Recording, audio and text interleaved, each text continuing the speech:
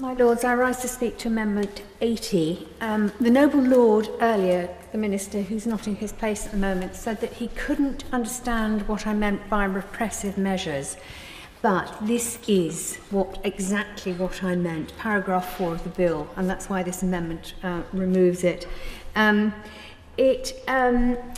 inclusion of an immigration control exemption in the bill is a brazen violation of the data protection and privacy rights of migrants, both documented and undocumented, and of course of their families and their communities, in the name of immigration control. In effect, it removes all of the Home Office's data protection obligations as they relate to its activities to control immigration, as well as those of any other agency processing personal data for the same purpose or sharing data with another agency processing it for that purpose. And as the noble Lady Hanway mentioned, it's not the first time that the government's tried to limit data protection rights on immigration control grounds.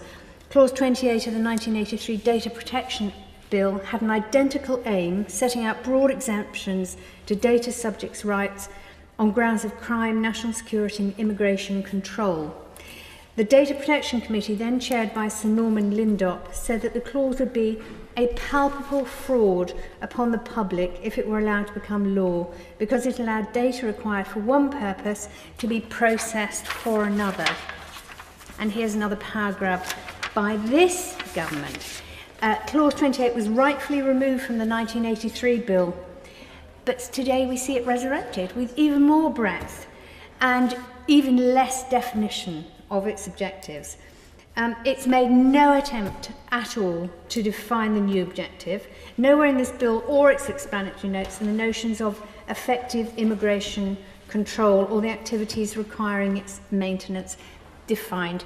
I simply don't understand the colossal cheek this government has to put something like this into a bill and then present it in this House. You can understand it going through the other place, but certainly not here.